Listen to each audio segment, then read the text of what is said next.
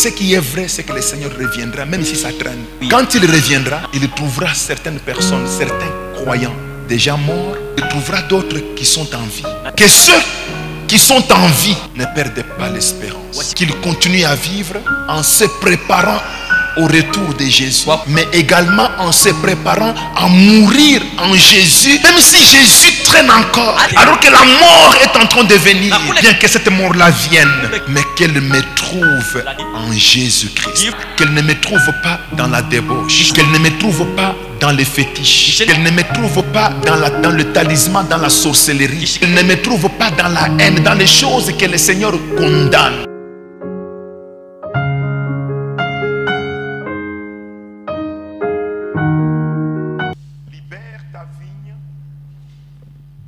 Et mange ton miel. C'est ça le petit thème autour duquel j'aimerais que nous puissions nous entretenir, nous exhorter, nous encourager pour continuer dans la prière. Na ile kishina kiloko inakuwa ni fungua maisha yako. Non, libère ta vigne, les champs de vigne. Tosha mvinyo yako, non, fungua libère, mvinyo yako. Libère ton champ de vigne, libère ta vigne. Fungua shamba ya mvinyo yako. C'est Mazabiou, c'est ça, en Swahili. Oui. Zabib. Voilà. Libère ta vigne. Fungua mazabibu yako. Libère ton champ de vigne, libère ton champ de vigne, Mazabiou. Fungua shamba yako ya mizabibu. Et mange ton miel. Nakula sali yako. C'est ça le petit thème auquel ce matin, j'aimerais que nous puissions nous entretenir. Et nous allons prendre nos Bibles. Nanjo kishina kiloko napenda semezia asubuhi ya leo tutakamata na Biblia yetu. Juge chapitre 14. Katika kitabu kia Juge sura yake ya 14. J'aimerais que nous puissions lire tous les chapitres. Napendelea tusome sura yote mzima. Lisons. Tusome.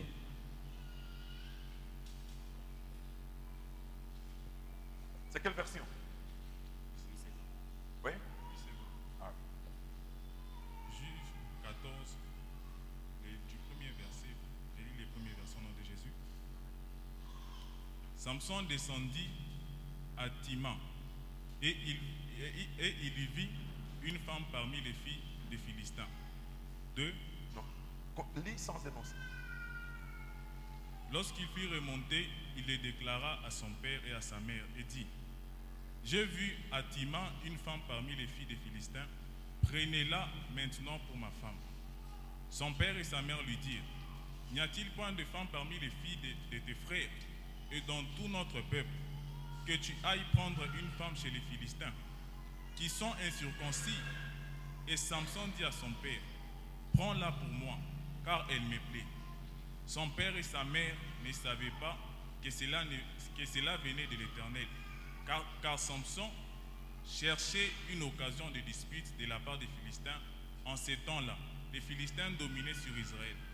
Samson descendit avec son père et sa mère à Timan. Lorsqu'ils arrivèrent aux vignes de Timan, voici un jeune lion rugissant venant à sa rencontre. L'esprit de l'Éternel saisit Samson et sans avoir rien à la main, Samson déchira le lion comme on déchire un chevreau. Il ne dit point à son père et à sa mère ce qu'il avait fait. Il descendit et parla à la femme et elle lui plut. Quelque temps après, il se rendit de nouveau à Timan pour la prendre et se détourner pour voir les cadavres du lion. Et voici, il y avait un essaim d'abeilles et du miel dans le corps du lion.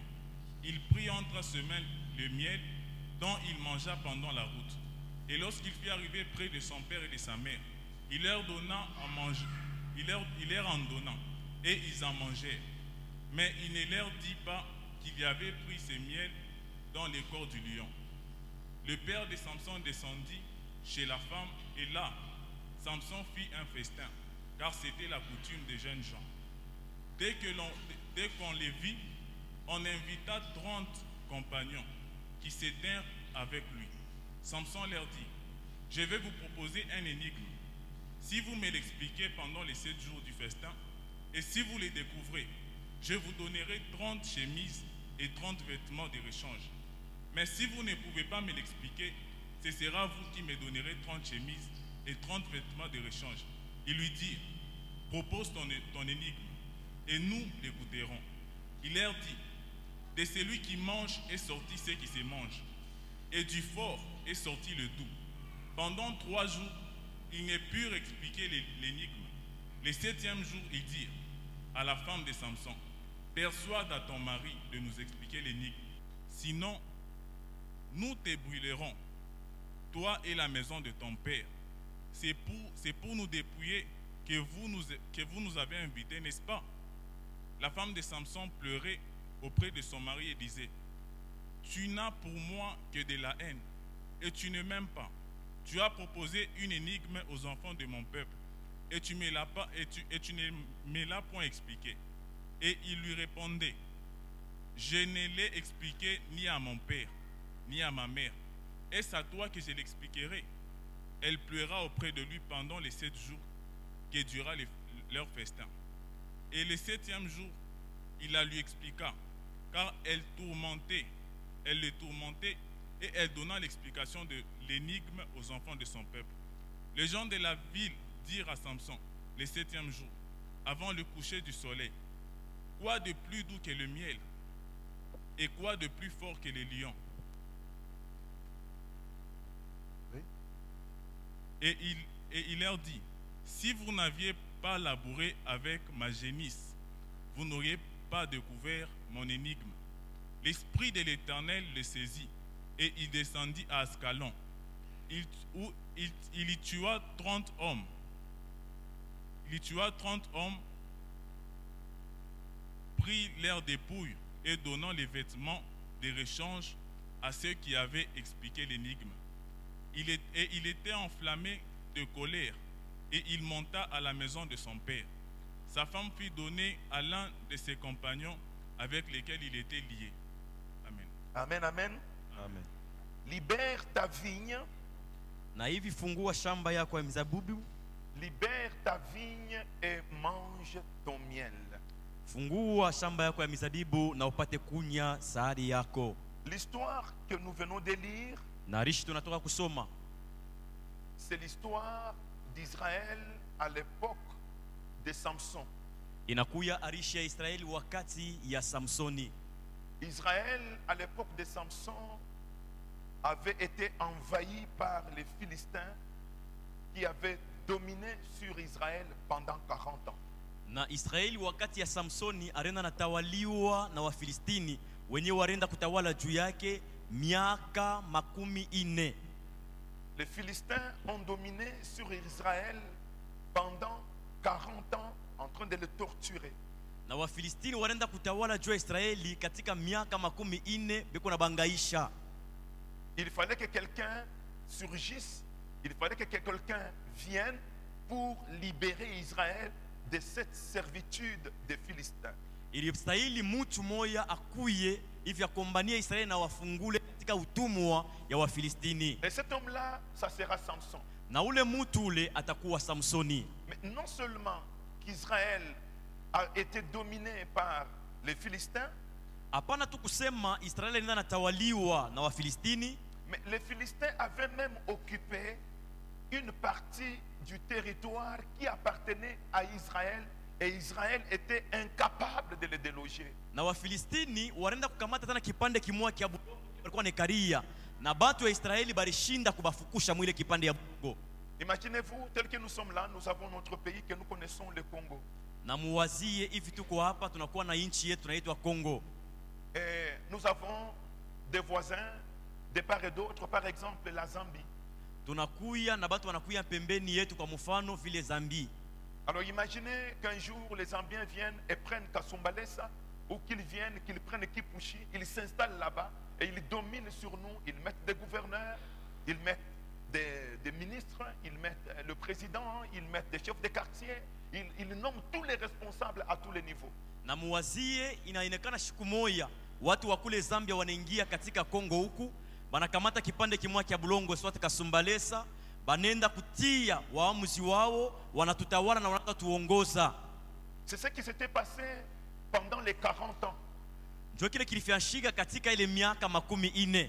les Philistins ont dominé sur Israël pendant 40 ans, mais comme si cela ne suffisait pas, les Philistins leur ont pris une partie de leur territoire, la ville de Timna.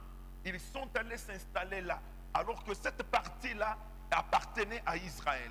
Na ndio ilifikia watu wa Kuisraeli kule. Wafilistini wanaenda kuwatawala, hapana tu kuwatawala bule, lakini banakamata na kipande kia bulongo kile kinaitwa Tina na banaenda kutawala juu yayo. Lorsque vous lisez le livre du prophète Josué, wakati unaenda kusoma kitabu kia nabii Yoshua au chapitre 16 kwa sura yake ya 16 et au verset 43, na kwa mstari wa 43, la Bible dit que la partie de Timna avait été attribuée à la tribu de Dan. Na Biblia inasema ile kipande ya Timna ilikuwa ni kipande ilikaburiwa na kizazi cha Dani.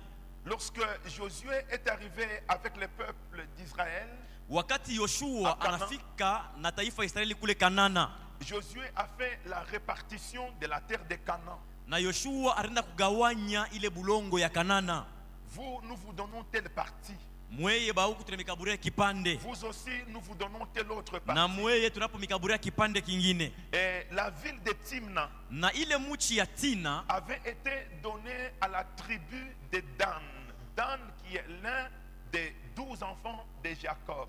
Na ilienda kukaburiwa na Dani mwenye anakuwa mtoto ya batoto yake Yakobo. À cette époque-là, la ville s'appelait Timnata. Timnata.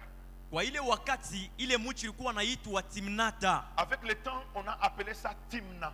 Na kufika na wakati kaongezeka wanaanza kuita Timna. Oui, j'ai dit, vous pouvez lire ça en Josué au chapitre 19 et non 16.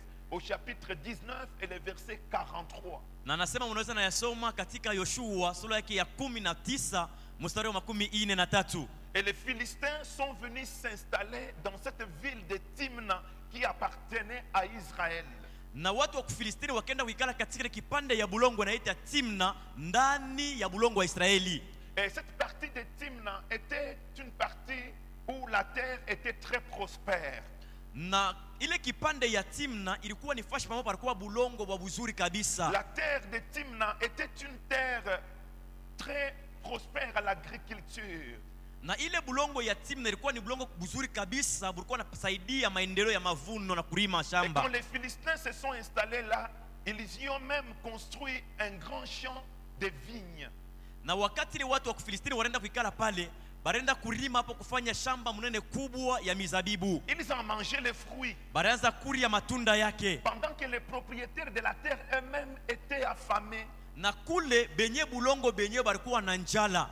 Les étrangers sont venus s'approprier de la terre d'autrui, ils en mangent les fruits pendant que les propriétaires de cette terre-là meurent de faim. Na bagedi banako kamata bulongo ya benyewe, banarima hapo, banaanza kula na matunda benye bulongo banalaria hapo njala. Mais il faut que je vous dise également, bien-aimés, que les Philistins ont comme ancêtres lointains les Égyptiens.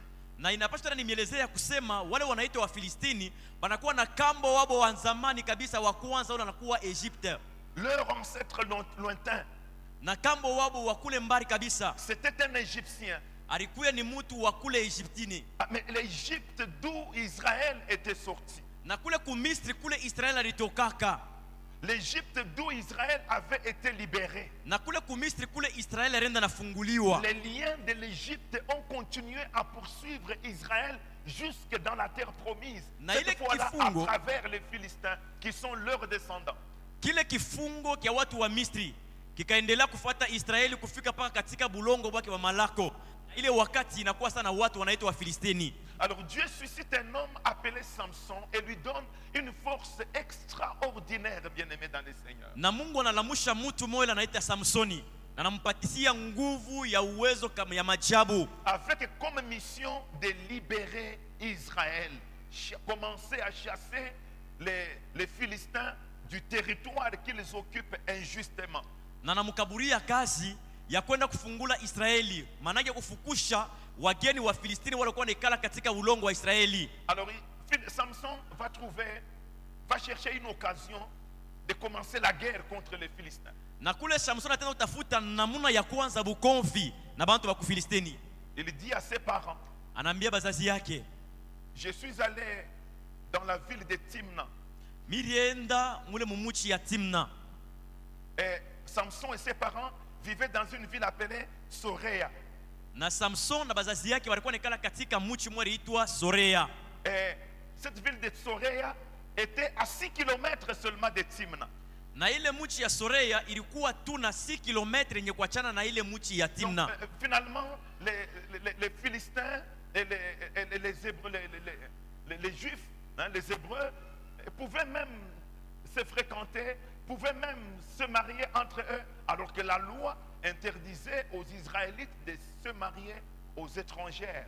Na kwa kuona balikuya katika burefu wa bukua kabisa bwa mbari hapana, baliweza natembeleana, baliweza naoana, lakini katika Israeli mlikuwa sheria ya kusema hautaenda kolewa na mtu wa kigeni. Samson ne veut pas violer la loi de Dieu. Na Samson ashipende kwenda kuvunja sheria ya Mungu. Il dit à ses parents, je vais aller épouser une femme chez les Philistins. Je suis allé à Timna où habitent les Philistins. J'ai vu une femme qui me plaît. Accompagnez-moi pour que j'aille épouser cette femme-là. Mais le problème de Samson n'est pas de violer la loi de Dieu. Il sait que la loi de Dieu interdit cela. Mais Samson cherche une occasion pour provoquer la guerre. Na Samson anambia bazazi yake kusema, mkwe munipeleke, mimi napata bibi mwa mzuri sana ule nafurahikia kule ngambo ya muchi ya Timna.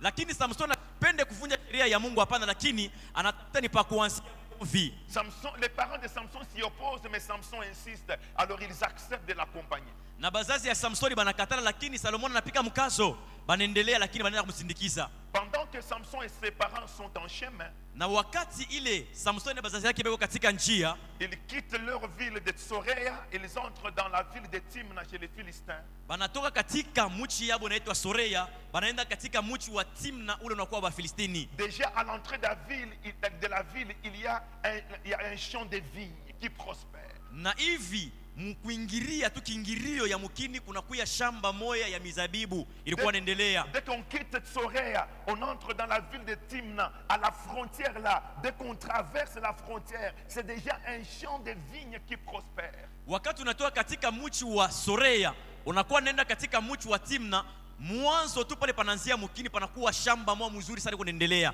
Samson s'éloigne de ses parents. Na Samson anaenda kuachana na bazazi yake. Il va un peu plus loin dans les champs. Anaenda kwa tena anatoka karibu mbali sana mule mwa shamba. Et un lion surgit. Na kule simba mwana anamtokelea. Samson sur les lions. Na Samsoni anaua ule simba. Quelle force extraordinaire, bien-aimé dans le Seigneur. Nguvu ya majabu na namna kani wapendwa katika Bwana. La Bible dit que Samson a tué les lions main nue, sans avoir un couteau, sans avoir une arme. Il a déchiré les lions comme on déchire une chèvre. Na Biblia inasema Samson anaenda kuua ule simba ule mikono wazi, bila kuwa na kisu, bila kuwa hata na bunduki. Anampasula vile banapasulaka mbuji. Quand vous allez à Kamalonde, vous trouvez les gens qui font les michopos, on les appelle les michopistes. Regardez comment est-ce qu'ils déchirent une chèvre. C'est de cette manière-là que Samson, sans avoir un couteau à la main, sans avoir un instrument quelconque, a dépiécé les lions. Mukienda Kamalondo, mutakuta bantu banachoma nyama banabaita ba michopiste. Paka vile banakalaka nafanya njoo kupasula ule nyama, vile vile Samson anaenda kupasula ule simba. Il tue les lions, il ne dit rien à ses parents parce qu'il s'était séparé de ses parents. Il les a laissés un peu plus loin, lui s'est éloigné et c'est là où il est allé qu'il a tué les lions. Au retour, il n'a rien dit, il a continué le chemin avec ses parents. Na kisha kuwa simba anarudia, lakini ashambie bazazi yake asema aliua simba pana, njoo alikuwa na bacha yako katika urefu kubwa kabisa. Mkurudia banaendelea njia. Ils sont arrivés dans la ville, ils se sont présentés dans la famille de la femme que Samson avait aimée. Les fiançailles ont commencé. Na banatoka banaisha banaingia katika muchi, banaenda kunyumba kule kurukuya mchumba wakoa, banalitangaza banabajua banaanza uchumba. Et Samson avec ses parents retourne à Soréa. Na Samson pamoja na bazazi yake banarudia katika Sorea. Pour quelques temps après, mashiku kisha les fiançailles ont mûri, il faut passer à la célébration du mariage. Samson décide d'aller maintenant célébrer son mariage. Mashiku kisha ile uchumba inaivya, inabidi sasa bende bakaolewe, banabeba sasa wakati ndio kwenda sasa kwenda kuolesha ndugu yabo. Il quitte encore la ville de Soréa, là où il habite avec ses parents. Il entreprend un voyage à Timna pour aller cette fois-là célébrer le mariage et prendre sa femme. Na banatoka sasa muchi yabo naitwa Soreya, banaanza kuingia sasa katika njia Jube kaingia katika muchi naitwa Timna, bakasherekee ndoa. Je précise que Samson ne cherchait pas à épouser cette femme-là. Samson cherchait une occasion par laquelle une guerre peut commencer avec les Philistins afin qu'il les écrase. Nenda kujulisha kusema kifukuzio ya Samsoni yana ya kwenda kutafuta bibi na koa, lakini anatafuta namuna ya kuanzisha bukomvi. Quand il arrive de nouveau au champ des vignes, wakati anafika mara ya pili pa ile shamba ya mizabibu, il dit mais je vais d'abord voir le lion que j'avais tué, qu'est-ce qu'il est devenu, qu'est-ce que son cadavre est devenu. Anasema niende mbele nikangalie simba nilipata mwili yake inakuwa je. Quand il y arrive, wakati anafika pale, il trouve que le cadavre a pourri, anakuta kusema mwili naoza, et dans la carcasse du squelette, il y a des abeilles qui ont formé un essaim. Na mumifupa ya ule simba ule wanakuta amo nyuki yenye na yala sana. Ils y ont laissé, les abeilles y ont laissé du miel. Na ile nyuki iliacha amo sahari. Samuel a pris du miel, il a mangé. Na Samson akamata ile sahari anakula. Et au retour, il en apportera même à ses parents. Na mkurudia kwake atakuwa kuna ingine analetea bazazi yake. Et quand il arrive à Timna, il dit lorsque la fête de mariage commence, il dit aux jeunes gens de Timna qui sont venus à la fête, je vais vous proposer une devinette, je vais vous donner une énigme. Si vous m'expliquerez, je vais vous donner des habits neufs. Si vous échouez d'expliquer, vous allez m'en donner. Na ndani ya ile feti ile anaenda kokota bantu bale balikuwa nekala katika ile mji wa Timna, anabakaburia mfumbo batafsiri. Anasema kama mnatafsiri temikaburia manguo mpya, kama mnashinda mmo mtenikaburia mavazi mipya. Il leur dit mais du plus fort de celui qui mange est sorti ce qui se mange. De celui qui mange est sorti ce qui se mange. Na nabambia kusema kwa ula na kula munatoka ndani yake. Oui, de celui qui mange est sorti ce qui se mange. Kwa ula na kula ndani yake munatoka kile kinakuliwa. Et du plus fort est sorti ce qui est doux. Na kwa ula na kuwa nguvu kia nguvu kinatosha kile kinakuwa katika ustare. Il dit expliquez-moi. Na nasema munifasirie. Si vous m'en donnez l'explication, kama munanifasiria je yo, vous donne des habits neufs. Nimikaburia manguo mapya. Si vous ne m'en donnez pas, vous allez me donner ces habits-là. Lakini kama munashinda, mimi mtanikaburia manguo. Au moins, nous venons de lire l'histoire, nous pouvons expliquer. Mais les Philistins, comment est-ce qu'ils pouvaient expliquer? Ils ne pouvaient pas expliquer. Nous, au moins, nous pouvons expliquer parce que nous connaissons d'où Samson est venu. Il a rencontré un lion et le lion était un animal très fort. Il l'a tué. Plus tard, quand il passait par là, il a trouvé que dans le corps du lion, il y avait du miel. Il a mangé ce miel-là. Le miel était doux dans la bouche. Nous pouvons expliquer. Mais les Philistins, comment pouvaient-ils connaître cette explication? Impossible. Shi tunaweza kutafsiri, ndio tunaenda kusoma rishi, tunaona ya kusema Samson anatoka fashimo fulani, anaingia katika shamba, anaua simba. Na simba ni mnyama mo wa nguvu, na ndani yake mule akatosha amo sahari, ile ilikuwa butamu mkinwa. Samson cherche une occasion pour commencer une guerre avec les Philistins. Il sait que les Philistins ne trouveront jamais cette explication. Ce qu'il veut, qu'ils ne trouvent pas cette explication afin que ce soit une occasion de combat. Na Samsoni yeye ni mwenye kuyua, lakini anatafuta namuna ya kuanza mvita na bale bantu walikuwa kuyasema batajibu.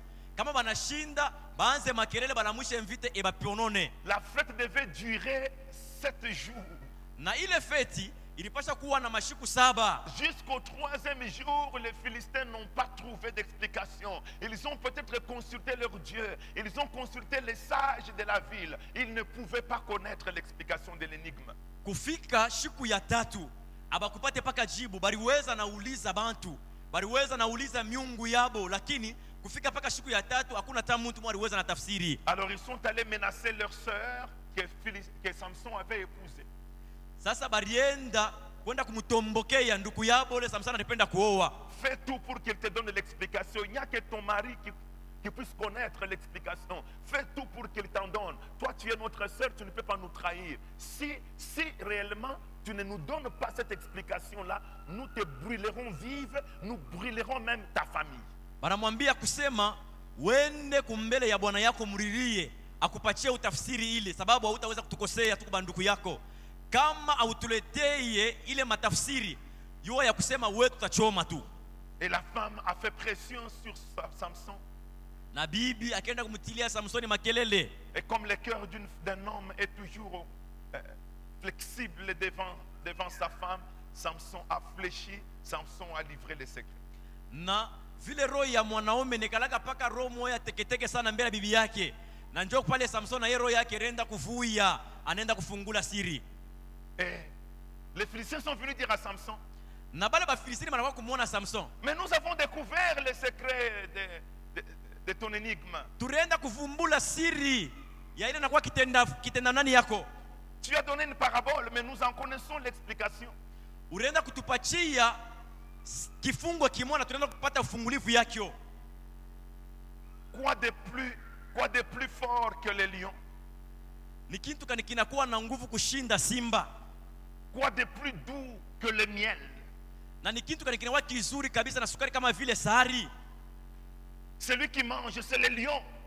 Mwenye anakula anakuwa ni simba. Le plus fort, c'est le lion. Mwenye anakuwa nguvu anakuwa ni simba. Et dans le lion est sorti du miel. Na ndani ya ule simba mkatoka sahari. Le miel est sorti du lion, Samson. Na ndani ya simba mkatoka ile sahari, Samsoni. Nous connaissons ton explication. Tunayua tafsiri yako. Celui qui mange, c'est le lion. Mwenye kula anakuwa ni simba. Et dans ce lion-là, na ndani ya ule simba il en est sorti du miel. Murenda kutoka sahari. Le miel qui est doux. Na ile sahari ndio inakuwa butamu. Maintenant, donne-nous les vêtements neufs. Sasa utukaburie ile manguo ya sasa. Samson a dit, Samson abambia, vous avez marchandé avec ma femme. Mwe murenda kumutombokea bibi yangu munapatana naye. Personne ne pouvait en connaître l'explication. Vous avez marchandé avec ma femme, c'est elle qui vous en a donné l'explication. Hakuna hata mtu mmoja aliweza na tafsiri. Murenda kupatana na bibi yangu na yeye anampatia siri. Cette histoire de Samson qui veut libérer Israël a un enseignement très profond. Et j'aimerais que ce matin, l'on tire ne fût-ce que 4 leçons dans cette petite histoire. Na ile arishi ya Samsoni anapenda fungua Israeli inakuwa na mafundisho mengi kabisa, lakini napendelea tusemezeyeko manukta ine. La première chose étonnante, bien-aimé dans le Seigneur, na kitu kia kwanza kinashangaisha mpendwa, les Philistins qui ont pris Israël en otage pendant 40 ans, qui torturent Israël pendant 40 ans, Wafilistini wenyewe wanabeba utawalo juu ya Israeli katika miaka 40 sont les descendants des Égyptiens. Banakuwa wanatoka mkizazi kia watu wa Misri. Amen, amen. Ce sont des descendants des Égyptiens. Banatoka mkizazi kia wa Misri. Israël avait été en Égypte. Na Israel alikuwaka kule Misri. Israël avait été libéré de l'Égypte. Na Israel alifunguliwa, alitoshwa katika Misri. Mais les liens de l'Égypte, les combats de l'Égypte ont continué à pourchasser. Lakini vita ya watu wa Misri ikiendelea kufuata Israeli. Amen, amen. Je reprends. Narudia. Les Philistins sont les descendants des Égyptiens. Wafilistini wanatoka mkizazi kia watu wa Misri. Et Israël avait vécu en Égypte. Na Israeli arenda kuishi kule Misri. Pendant 430 ans, Israël a vécu en Égypte, dans la servitude, dans la souffrance, dans les malheurs, dans la misère. Katika miaka 430 ans Israeli arishi katika Misri, mumateso, mumangaiko na mumipiko. Israël a été libéré par Moïse après les 430 ans. Na Israeli anaenda nafunguliwa na Musa kisha ile miaka 430 ans. Mais les liens de l'Égypte, lakini ile kifungo ya la kumisri, misère de l'Égypte, mateso ya kule Misri, la souffrance de l'Égypte, mangaiko ya kule Misri, la servitude de l'Égypte, na ile butumwa ya kule Misri a continué à poursuivre les Israélites. iliendelea na kufuata Israel. Cette fois-là sous forme de Philistins. Na ile sasa mfano ya watu wa Filistini. Amen, amen. Et Israël n'a pas été prudent. Sasa Israel kwake mkalamushi. Israël n'a pas été prudent. Israel akuwa mkalamushi. Israël s'est laissé faire. Na Israel alijaacha. Au point que les Philistins, qui sont les descendants des Égyptiens, ont même pris une partie du territoire. Kufika paka muatua wa Filistini wale wanatoka mkizazi kia watu wa Misri barenda kukamata kipande kia bulongo yabo. Nous venons nous tous des familles. Tunatoka wote mu majama. Amen, amen. Et quand nous rentrons dans nos familles, avant l'arrivée du christianisme, c'était des familles dans lesquelles on ne connaissait pas Dieu, c'était des familles dans lesquelles c'était plutôt les œuvres de Satan qui s'y manifestaient. Na mu majama mune tunatokea mbele ya kuyua injili. Ilikuwa ni mu majama mule bantu abakwe benye kumuyua Mungu. Je le dis tous les jours. Nekalaka na yasema kila siku. Lorsque le christianisme est arrivé en Afrique, wakati ile kikristianisme kilingia katika hii Afrika, l'Afrique n'était pas vide. Il y a des gens qui y vivaient déjà. Afrika ikukuya wasti, lakini mulikuwa bantu walikuwa nekala ndani. Quand Jésus est né, wakati ile Yesu anazarika, il y a des gens qui vivaient en Afrique, nos ancêtres. Kulikuya bantu walikuwa nekala huku Afrika, bakambo yetu. Ils ne connaissaient pas Dieu. Abakumuyuake Mungu. Ils avaient leurs pratiques démoniaques, leurs pratiques sataniques. Balikuwa na matendo yabo ya kindemona na matendo yabo ya kiloji. Ces pratiques-là, ile matendo yabo, si tu ne fais pas attention, kama ukebe ange, ça peut te poursuivre et t'atteindre. Kinaweza na kufuata na kinakufika. Amen, amen. Si tu ne fais pas attention, kama ukebe ange, si tu ne t'élèves pas, kama ushimame, ça peut te poursuivre, kinaweza na kufuata, et ça peut t'atteindre, na kinaweza kukupata, et ça kinakuivia, peut détruire ta vie, kinaweza tena kukuharibishia maisha, comme nous le voyons avec Israël. vile tunaiona na Israeli. Israël est poursuivi par les liens de l'Égypte. Israël est poursuivi par la souffrance de l'Égypte. Israël est poursuivi par les liens des Égyptiens à travers les Philistins qui sont les descendants des Égyptiens. Israeli anafuatwa na butumwa bole bulikuya kule Misri. Israeli anafuatwa na mateso. Israeli anafuata na watu wa Filistini wale wanatoka mkizazi ya watu wa Misri. Quand Dieu appelle Abraham, wakati yenye Mungu anaita Dieu Abrahamu, dit à Abraham, Mungu anamwelezea Abrahamu, quitte ta famille, toka jamaa yako pars de ta famille, na toka mule mjamaa, je te montrerai où tu iras. nitakuambia kule utaenda. Dieu ne dit pas à Abraham d'haïr son père, d'haïr sa mère, d'haïr ses frères et sœurs, non. Mungu ashiombe Abraham akachukie mama yake, baba yake wala banduku yake, Mais hapana. spirituellement, Lakini katika kiroho, Dieu appelle Abraham à se libérer des liens spirituels de sa famille. Mungu anamuita Abrahamu akajifungue katika ile kifungwa ya kiroho ya jamaa yake. Amen, amen. Dieu appelle Abraham à se libérer des pratiques démoniaques spirituelles de sa famille. Na Mungu anaita Abrahamu enda kachana na matendo ya kindemona ya kiroho ile ilikuwa ndani ya jamaa yake. Déjà quand vous lisez en Josué au chapitre 24, hein, le prophète dit que le père d'Abraham était quelqu'un qui se livrait à la divination. C'est quelqu'un qui adorait de faux dieux. Ah, donc il y avait une certaine pratique spirituelle démoniaque dans la famille d'Abraham. Na kama unasoma katika Yoshua 24 kule banamelezea kusema baba yake ya Abrahamu alikuwa ni mtu alikuwa anafanya madawa, alikuwa ni mtu alikuwa anasumurana na miungu. Manake kurukuya matendo moya ya kiroho ya kindemona. Amen, amen. Et quand Dieu dit à Abraham, quitte ta famille, Dieu ne demande pas à Abraham de tuer son père, d'haïr son père, d'insulter son père. Non, les choses spirituelles qui sont en train de gouverner la famille d'Abraham, les pratiques spirituelles qui gouvernent cette famille-là, Dieu appelle Abraham à se libérer de ces pratiques-là. Na wakati Mungu anamuita Abrahamu, asimwambie Abrahamu asema uwa baba yako, asimwambie Abrahamu asema tukana baba yako, amwambie Abrahamu asema mchambule baba yako, hapana. Lakini anamwambia Abrahamu toka njumu ile matendo ya kiroho kindemona na kwanza na jamaa yenu. C'est une sortie spirituelle, c'est un départ spirituel. Spirituellement, libère-toi de toutes ces pratiques-là afin que spirituellement tu sois attaché à moi, Abraham. Manake ni kumwambia Abrahamu toka njumu ile matendo ya kindemona, toka mkiroho mwile matendo ile wanafanya kwa baba yako mkidemona. Nous organisons cette prière tunaunga hii maombi pour que chacun de nous prie, hivi kila mmoja aombe afin de pouvoir libérer son âme, libérer son esprit de toutes ces pratiques d'ordre spirituel et qui ont une origine familiale. Parce que chacun de nous descend de quelque part. hivi kila mmoja ende akaombe njoo ya ufungulivu, manake atoke mukiro mwile na kuwa matendo ya kindemoni nafashika mu majamaa yetu. Je reprends. Narudi. Amen, amen. Les Philistins Watu wa Filistini ont une origine. banakuwa na kule balitokea. Leur ancêtre Kambo yabo est un Égyptien. anakuwa ni mtu wa Misri.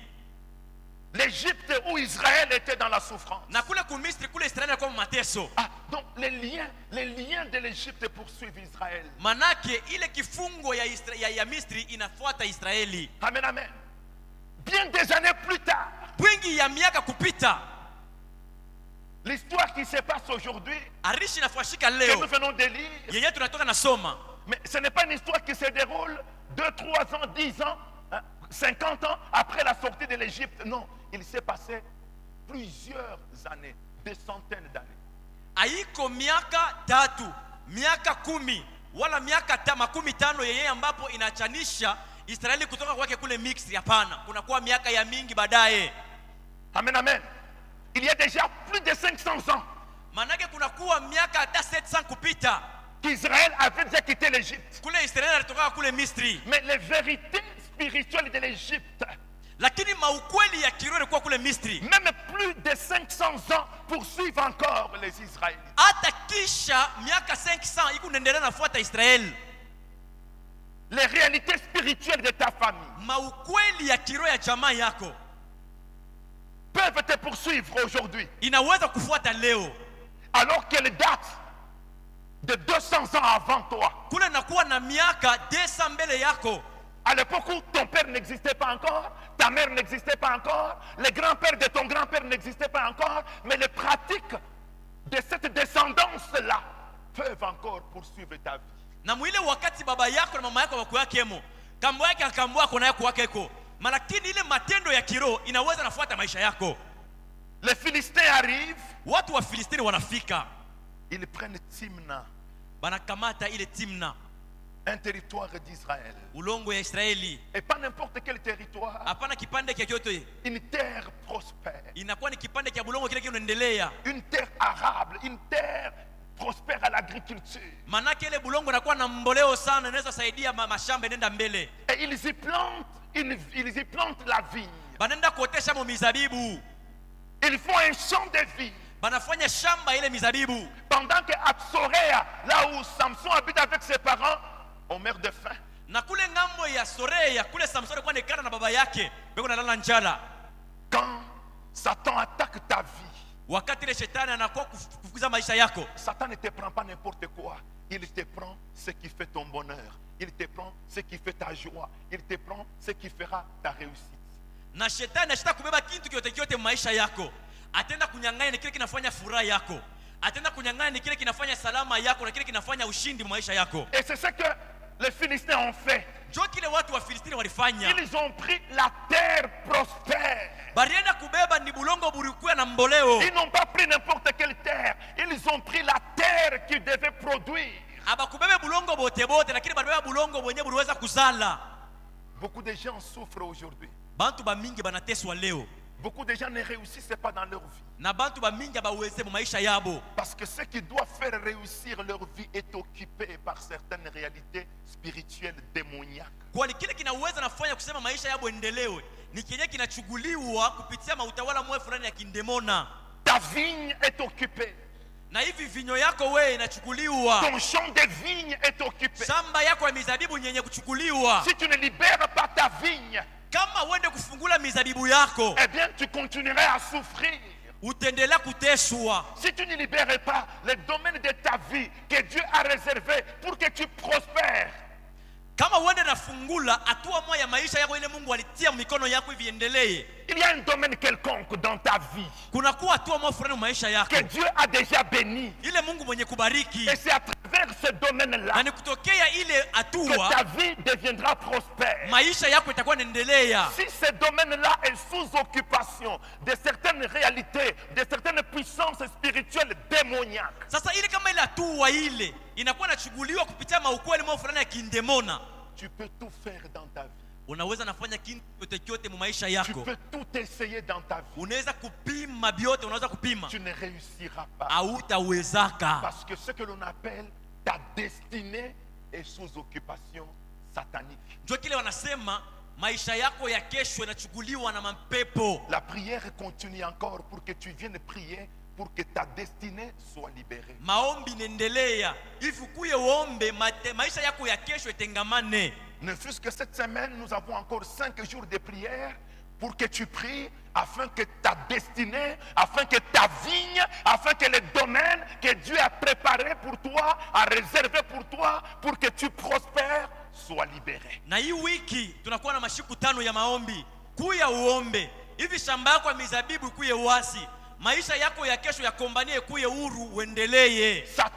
Satan t'a pris ce qui doit prospérer dans ta vie. Shetani anaenda kubeba kile kinafanya maendeleo maisha yako. Satan ne te prendra jamais n'importe quoi. Satan te prendra ce qui fera ta joie, ce qui fera ton bonheur. Shetani asita kubeba kitu kia ovyo mu maisha. Atakubeba kile kinafanya furaha yako na kinafanya salama maisha yako. Viens combattre mon frère. Kuya kombani ndugu yangu. Bien-aimé, voyez ce qui se passe. Wapenda uone yenyewe inafashika. Quand Samson quitte sa ville de Tsorea, Wakati ile Samson anatoka katika mji wake wa Sorea, il traverse la frontière, il entre dans la ville de Timna, anatambuka mwanzo ya mkini ya Timna, anaingia katika mji qui commence par un champ de vigne. yenyewe inaanzia pa mashamba ya mizabibu. Un lion sort de là. Simba moja anatokea amo. La Bible dit un jeune lion. Biblia inasema ni simba wa kiana. Ce n'est pas un vieux Manake ana simba mwenye kukomea, qui est déjà fatigué, mwenye kuchoka, qui a perdu ses forces. mwenye kupunguka nguvu yake. Non, c'est un lion encore jeune. Manake anakuwa ni simba kiana. C'est-à-dire toutes les forces sont encore avec lui. Manake nguvu yote ngari naye. Et ce lion-là attaque. Na ule simba ule anamchofea. Le lion veut empêcher Samson de libérer son pays. Na ule simba anapenda kumzuiza Samson ndio akafungule mkini yabo. Le lion veut empêcher Samson de libérer la vigne. Na hivi ule simba anapenda kumshindisha Samson akafungule ile mizabibu. Le lion veut empêcher Samson à libérer la ville de Timna. Na hivi simba anapenda kumzuiza Samsoni ashinde kufungula mji wa Timna. Mais Dieu donna de la force à Samson ce jour-là. Na Mungu akampatishia Samsoni nguvu ile siku. Et sans aucun instrument à la main, Samson avait réussi à tuer les lions. Pashipo kintu mumikono Samson aliweza kuwa ule simba. Viens à cette prière. Kuya kui maombi. Dieu te donnera la force Mungu atakukaburia nguvu de triompher sur tes adversaires, quel que soit leur nombre, quelle que soit leur origine, quelle que soit leur force, quelle que soit leur expérience. Viens à cette prière-là, ne rate pas mon frère. Tu ne Mungu fais pas atakupa bien nguvu quand tu rates. ya kwenda kushindana na ile yote na kumaanisha maisha yako, ya kwenda kushindana na madui, ya kwenda kushindana na mashindisha baraka yako. Kuya hapana kulofa Mungu akukaburia nguvu. C'est vrai que naturellement, Na ni kweli mubumuntu un homme ne peut pas combattre un lion. muntu hataweza kumaanisha simba. Naturellement, comme ça, tu ne peux pas combattre un lion. Mubumuntu hivi hataweza kumaanisha simba. Mais il te mange, il te bouffe un peu de temps. Manake atakukuri, atakuzanzakanya. Amen, amen. Mais avec Dieu, tout est possible. Lakini na Mungu yote nawezekana. La Bible dit, Biblia inasema avec Dieu, nous ferons des exploits. Avec Dieu, nous écraserons nos adversaires. pamoja na Mungu tutafanya maneno ya kushangaisha, na pamoja na Mungu tutavinya badui betu. Psaume 61, le verset 14. Zaburi sura yake ya 16:1. Avec Dieu, Pamoja na Mungu nous ferons des exploits. tutafanya maneno ya kushangaisha, Avec Dieu, na pamoja na nous Mungu ferons des choses que l'homme naturel ne peut pas faire. tutafanya vitu vile mtu kawaida atashinda kufanya. Avec Dieu, Pamoja na nous Mungu ferons des choses extraordinaires. tutafanya vitu vya kushangaisha. Avec Dieu, Pamoja na Mungu nos adversaires tomberont. badui betu batanguka. Dieu est avec toi. Mungu yuko pamoja na weye. Pendant que tu te négliges, Wakati leo unajibeula, le Seigneur est avec toi. Bwana ni pamoja na weye. Et le Seigneur te revêt de force Na Mungu atakuvika nguvu pour que tu libères ta vie. juu hata ukafungule maisha Et yako, tu terrasseras na utenda kuvinya tu wapendwa, écraseras, tu utaangusha, piétineras utakanyanga n'importe quel ennemi de ta vie. adui yote mu maisha yako. Viens, il y a encore du temps qui reste. Kuya kwingari mashiku, Il y a encore du temps qui reste. kuya kunabakia mashiku. N'acceptez pas la vie que tu mènes. Hapana kuchikia maisha yako nayo, N'acceptez pas. hapana kuchikia. Les Israélites avaient finalement accepté. Ils ont laissé les Philistins dominer sur eux pendant 40 ans. Mais quand Samson a commencé à grandir, il a dit non, non, non, non. Moi, je ne tolérerai pas des choses pareilles. Je libérerai mon peuple. Il faut que tu t'élèves pour libérer ta famille. Il faut que tu t'élèves pour libérer ta vie. Na watu wa Israeli wanaenda navumilia watu wa Filistini wale miaka 40.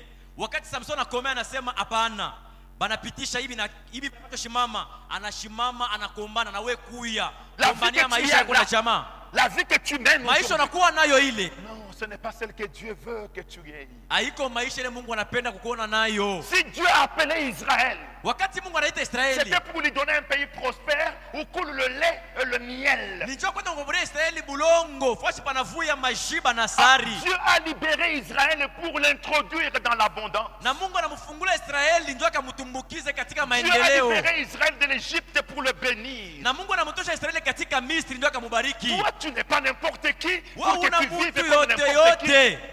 Pour que tu vives comme n'importe qui. Jo ukaishi sa mtu yote yote. Toi là, Wewe tu ule. es quelqu'un que Dieu a retiré du monde. Huko mtu ule Mungu alitosha Je mudunia. ne parle pas de quelqu'un d'autre. Toi qui me Mimi regardes. siseme mtu mwingine, wewe uko unanyangalia. Toi là. Wewe ule. Toi là. Wewe ule. Toi. Wewe. C'est à toi que je Ni parle. wewe ndio nakuambia. Dieu t'a appelé Mungu alikuita pour te bénir. kwa kubariki. Dieu t'a appelé Mungu alikuita pour changer ta vie. kwa badilisha maisha Dieu yako. t'a appelé Mungu alikuita pour que tu vives dans sa gloire. jo uishi utukufu Dieu yake. t'a appelé Mungu pour alikuita que tu voyes sa gloire. tukaone utukufu yake. Alors ne vois pas ta vie comme tous les autres. Ushende kuona kumbi maisha yako saba bantu bote. Laisse ceux-là que Dieu n'a pas appelés vivre comme ils peuvent. Acha bale Mungu ashikuite baishi vile banapenda mkimbiri kite. Laisse ceux-là que Dieu a appelés accepter n'importe quelle condition. Acha bale Mungu ashikuite baishi hali yote yote ya maisha. Souviens-toi seulement d'une chose. Wewe kumbuka kitu kimoya. Dieu t'a appelé. Mungu alikuita. Amen, amen.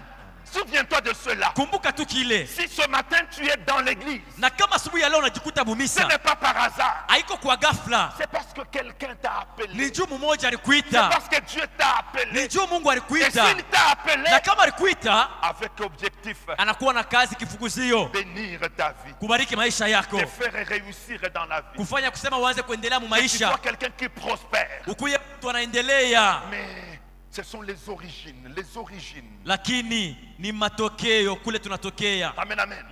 Ce sont nos origines qui nous poursuivent. Inakuwa ni kule tunatokea bila binatufuata. Israël a été poursuivi par ses origines. Israeli alifukuzwa na bitokeo. Comme Israël était resté pendant longtemps en Égypte, les origines de l'Égypte ont poursuivi. Na vile alibakia miaka ya mingi kule Misri, ile matokeo yake ile ku Misri ilimfuata. Dieu te donnera la force. Mungu atakukabulia nguvu. Viens. Kuya. Dieu te donnera la force. Mungu atakukabula nguvu. Il y en a qui doutent, il y en a qui disent que est-ce que je vais réussir? Kuko bale banabisha. Dieu te donnera la force. Banasema eske mitaweza kuya, Mungu atakupa nguvu. Amen, amen.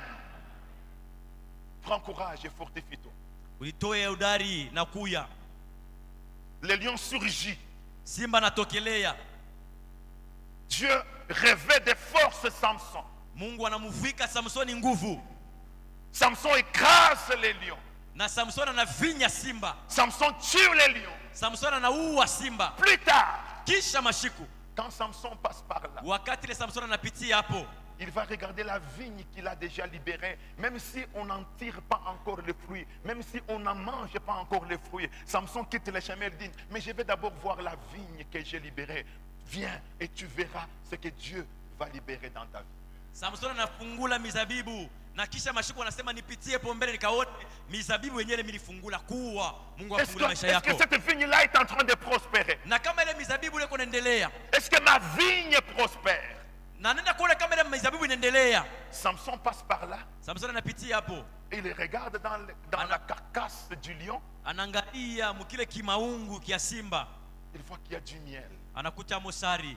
Dieu avait dit à Israël, Na Mungu alimwambiaka Israeli, le pays que je vous donne, ile mukini mimi nakukaburia c'est un pays où coule le lait et le miel. ni mukini mule munavuya majiba na sari. Un pays du lait et du miel. Wapendwa, majiba na sari Le lait et le miel dont Dieu avait parlé na majiba na sari ile Bwana alikuwa anasemezea veulent seulement symboliser, veulent dire la bénédiction.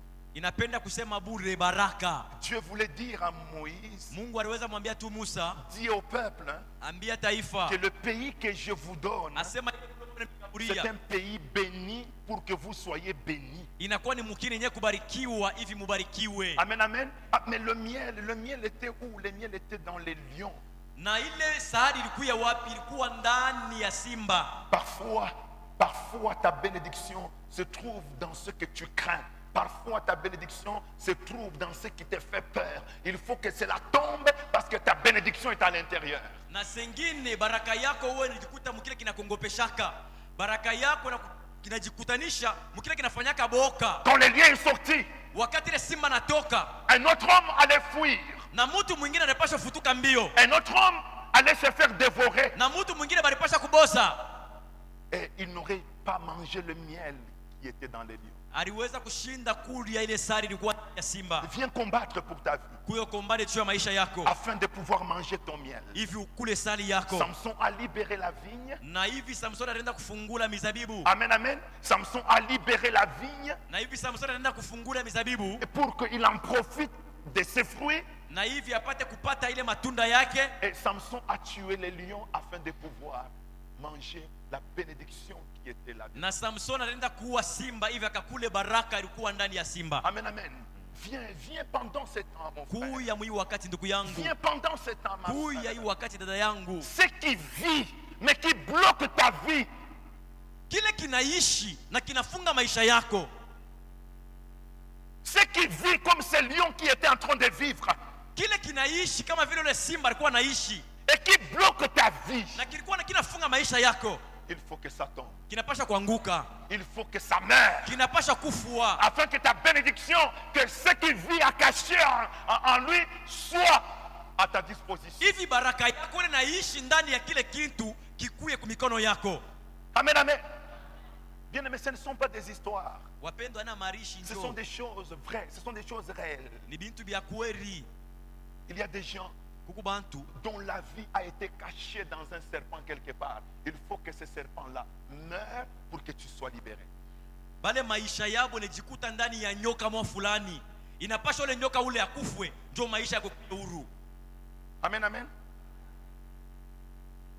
Quand j'étais encore étudiant, Wakati nilikuwa mwanafunzi, un homme nous a raconté un témoignage. Aujourd'hui, il est un des pasteurs au sein de l'église 30e. À l'époque, il était diacre à l'église de Vienzevo. ule mtu atufashiria arishi. Leo anakuwa mchungaji kwa makanisa moja ya 30e. Ili wakati ile alikuwa mshemasi. Nous a raconté une histoire. Alitufasiria arishi. Ils étaient en prière. Balikuwa ndani ya maombi. Et pendant qu'ils étaient en train de prier dans une chambre haute, dans l'intercession, Na wakati balikuwa naomba katika chumba ya juu kwa maombi, un message est sorti autour d'une femme qui pleurait beaucoup pour sa vie. Rien dans sa vie ne marchait. na mjumbe mmoja katoka juu ya mwanamke mmoja alikuwa analia kabisa sana juu ya maisha yake sababu hakukuwa hata kitu kimoja kilikuwa nendeka maishani mwake. Quelqu'un qui était là Na mmoja alikuwa katikati a reçu un message alipokea mjumbe qui disait, yenye alikuwa anasema, mais je suis en train de voir cette sœur qui pleure. niku naona ule dada alikuwa analia. Je ne connais pas sa vie, mais je la vois entourée d'un serpent. Shiwe maisha yake lakini namuona mwenye kuzunguka na nyoka.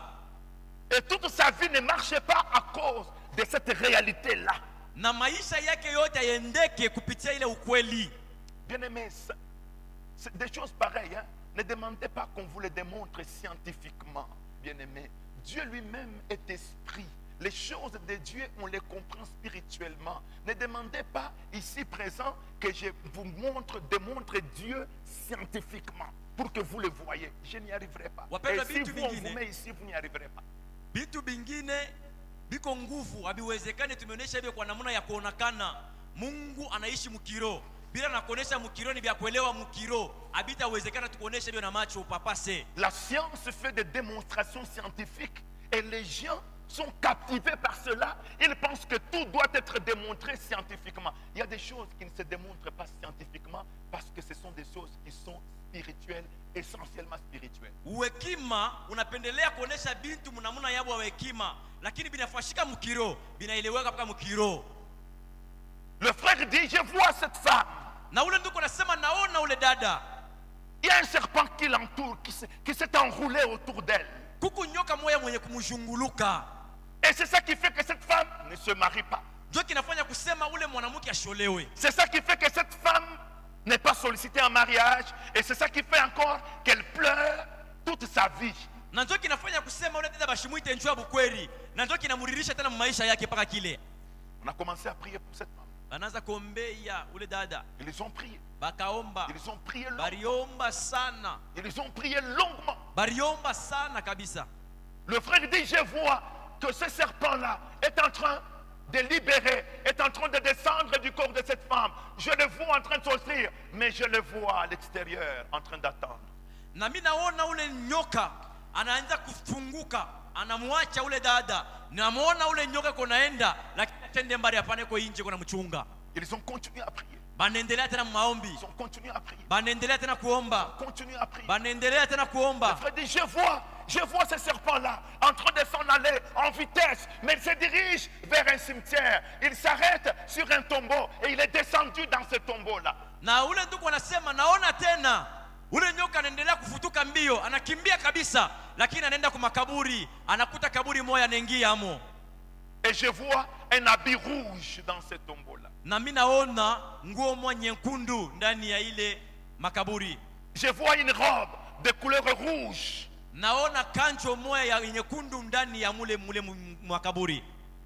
Une robe qu'une jeune fille de 13-14 ans peut porter. Na ile kanjo inakuwa kanjo ile binti wa miaka 13 ama 15 anaweza kuvala. Je vois ce serpent-là au fond de ce tombeau-là qui est en train de s'enrouler sur cet habit-là. Na mimi naona ule nyoko ndani ya ile makaburi yako nashunguluka kwa ile kanjo. Il s'est enroulé et il s'est assis, il s'est posé sur cette robe. Na nashunguluka neneana kisha nekala pa ile kanjo. On pose la question à la sœur. Banauliza dada. Elle dit oui. Anasema kweli. Je me rappelle quand j'avais 12 ou 13 ou 14, 15 ans. Nakumbuka ile wakati mimi naweza kuwa na miaka 12, 5 wala na 4. On m'avait acheté, on m'avait procuré en famille une robe de couleur rouge. J'aimais beaucoup cette robe-là. Barina nitolea ndani ya jamaa. J'aimais beaucoup cette robe-là. Kanjo moya yenkundu nilipenda kabisa sana ile kanjo. Amen, amen. J'aimais beaucoup cette robe-là. Nilikuwa mwenye kupenda kabisa ile kanjo. Et en grandissant, il était devenu petite. C'est avec l'arme que je m'en étais séparé comme il ne me convenait plus. Na mkwenda kukomea nilikuwa nenda kukaburiana lakini nina machozi nilienda kuiweka pembeni. J'ai toujours aimé cette robe-là et parfois je me dis si je pouvais porter cette robe-là toute ma vie. Nilikuwa nimekupenda kabisa ile kanjo ile, saa zingine nilikuwa naliambia kusema kama inawezekana kuvuala ile kanjo maisha yote mzima. Donc la vie de cette femme-là avait été envoûtée déjà quand elle était toute jeune, elle était encore toute petite, à 12, à 13, 14 ou 15 ans, à travers l'habit qu'on lui avait fait porter. Manake maisha ya ule mama ule ilikuwa yenye kulokewa na nguo moja alikuwa mwenye kupenda, wakati alikuwa na yavala alikuwa na miaka 12, 3 wala na 4. Ils se sont mis à prier. Bakaanza kuomba tena. Ils ont continué à prier. Baendelea tena kuomba Ils sana. ont continué à prier. Baendelea tena kuomba. Et le frère donne encore une vision. Na nduko analeta tena onyo. Il dit je vois un feu brûlant sur ce tombeau-là. Naona moto ya kuteketeza kabisa Je kule suis en train de makaburi. voir un cimetière et je vois sur une tombe du feu, un grand feu. Naona makaburi na mimi naona pakaburi moja moto na moto ya kweli. Et c'est comme ça que la vie de cette femme-là avait été libérée. Jo vile ile maisha ya ule dada ilifungulikaka. Amen, amen. C'est l'histoire qui nous a été racontée. J'étais encore étudiant. Nous sommes là, je pense très bien, en 1900. C'était en 1990. Niarishi balitufasiria kile wakati nilikuwa mwanafunzi, ilikuwa mwaka 1990. Les voisins des chambres étaient, on nous logeait à plusieurs dans la chambre à cette époque-là. Hein. On nous logeait à 4 dans la chambre. Alors, un des colocataires dans la chambre de l'université était diacre déjà à cette époque-là à l'église Viens et Vois. Aujourd'hui, c'est un pasteur. Na C'est un ile pasteur. wanyakati ile balikuwa natudiaka mu machumba, tulikuwa nalala bantu ba ine. Sasa wakumpembeni voisin wangu kupembeni ya kitanda alikuwa diakre ile wakati hapa hivi ni mchungaji kumisa. Cette histoire ressemble un peu à l'histoire de Timna. Na hii arishi inafanana au kaloko na ile arishi ya Timna. Timna qui appartient à Israël. Na Timna ile inakuwa ya Mais Israeli. Timna qui a été occupée par des étrangers. Lakini ile Timna inaenda kuikala na bantu ba kigeni. Timna qui ne nourrit pas Israël, mais qui nourrit les étrangers. Na ile Timna ilikuwa narisha Israeli lakini ilikuwa narisha bageni. Timna qui est gardée par un géant, un lion. Na Timna yenye kuchungwa na mtu wa nguvu simba. Gardée par un animal indomptable. Le Mwenye lion, kuchungwa na nyama moja makali kabisa simba. dans sa jeunesse, c'est-à-dire dans toute sa vigueur. Manake mbuyana bwake mkusema nina nguvu yake yote. Mais il fallait que ce lion la meure. Ilipashwa ule simba kufwe. Que la ville, que la vigne soit libérée. Que Hivi Timna mizabibu soit kuye libérée. wasi na Timna kuye mwenye kufunguliwa. Viens ma soeur, viens mon frère, viens libérer ta vigne, viens libérer ta destinée, viens libérer ta vie, que tu manges ton miel. Kuya ndugu yangu, kuya dada, kuya fungule mizabibu yako, kuya fungule maisha yako ya kesho, hivi ukule sali yako. Dieu ne t'a pas appelé à la vie honteuse que tu mènes là. Mungu ashikukuite kumaisha ile ya aya huko nayo. Dieu ne t'a pas appelé à la vie malheureuse que tu mènes là. Mungu ashikukuite kule maisha ya ole unakuwa nayo. Il y a des gens qui peuvent être malheureux, qui peuvent mener une vie honteuse dans le monde parce que Dieu ne les a pas appelés. Mais celui que Dieu a appelé, non, ne doit pas accepter la vie honteuse qu'il mène, si tel est le cas. Kuku bantu wanaweza kuishi maisha moya mangaiko na ya ole mudunia.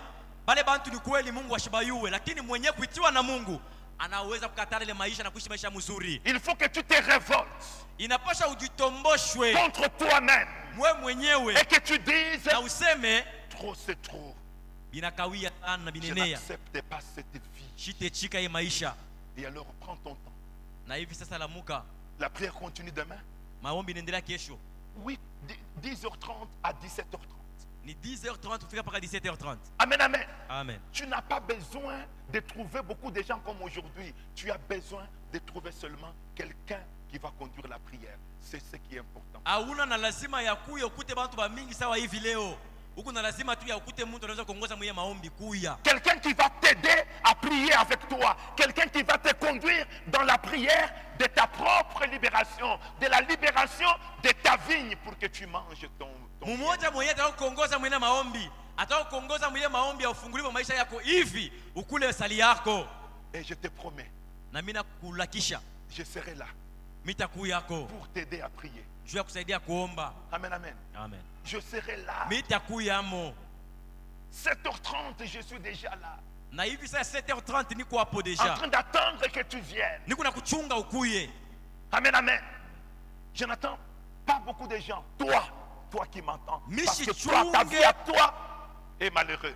Bantu ba mingi hapana. Niko na kuchunga paka weye. Juu maisha yako ni yaole. Amen, amen. Viens. Tu as beaucoup souffert. Tu es capable de travailler, mais tu ne trouves pas du travail. Kuya, unateswa sana. Una uwezo wa kutumika lakini hauna na kazi. Tu es fort pour travailler. Tu t'es Uko pas beaucoup, nguvu juu ya kutumika. mais tu ne vas jamais loin. Tu travailles beaucoup. Lakini unatumika Tu sana. gagnes très peu. Na unawina kiloko. Tu ne vas jamais loin. Hautendaka mbali nayo. Amen, amen. Tu n'arrives pas à te marier. Viens. Aufike mwatua ya kuolewa kuya. Tu n'arrives pas à mettre au monde. Viens. Unashinda kuzala kuya. Tu rêves toujours mal. Viens. Wana lota pa bibaya kuya. Tu as des projets qui ne réussissent pas. Viens. Huku na matengenezo ile itimizikake kuya huku. Toujours malade. Viens. Huku paka mgonjwa kuya tena. Ta vigne sera libérée. Na hivi mizabibu yako itafunguliwa. Ta vigne sera libérée. Mizabibu yako itakuwa huru. J'ai besoin de quelqu'un qui dira Amen. Niko na Ta lazima ya vigne mtu sera kusema libérée. amina. Est-ce que vraiment cet Amen-là, vous savez, Amen veut dire qu'il en soit ainsi. Est-ce que la manière dont tu dis Amen, est-ce qu'il en sera vraiment ainsi? Je reprends. Ta vigne sera libérée. Mizabibu yako itakuwa huru. Et tu mangeras ton miel. na utakula sali yako. Non, que personne d'autre ne mange ton miel. Hapana mtu mwingine ashukurie misali yako. Amen, amen. Que personne d'autre ne profite de ta vigne. Na mtu mwingine ashende kuonea mu mizabibu yako. Incline nos têtes. Tunamishe bichwa yetu. Incline nos têtes. Tunamishe bichwa yetu. Demande une seule chose à Dieu. Naomba kitu kimoja kwa Mungu. Seigneur, fortifie-moi pour que j'y sois. Bwana unitie nguvu hivi nikuyemo. Fortifie-moi pour que je sois là. Unitie kwa nguvu hivi nikuyeko. Dispose. Ce qui est vrai, c'est que le Seigneur reviendra, même si ça traîne. Quand il reviendra, il trouvera certaines personnes, certains croyants déjà morts. Il trouvera d'autres qui sont en vie. Que ceux qui sont en vie ne perdent pas l'espérance. Qu'ils continuent à vivre en se préparant au retour de Jésus, mais également en se préparant à mourir en Jésus, même si Jésus traîne encore, alors que la mort est en train de venir, bien que cette mort-là vienne, mais qu'elle me trouve en Jésus-Christ, qu'elle ne me trouve pas dans la débauche, qu'elle ne me trouve pas dans les fétiches, qu'elle ne me trouve pas dans le talisman, dans la sorcellerie, qu'elle ne me trouve pas dans la haine, dans les choses que le Seigneur condamne.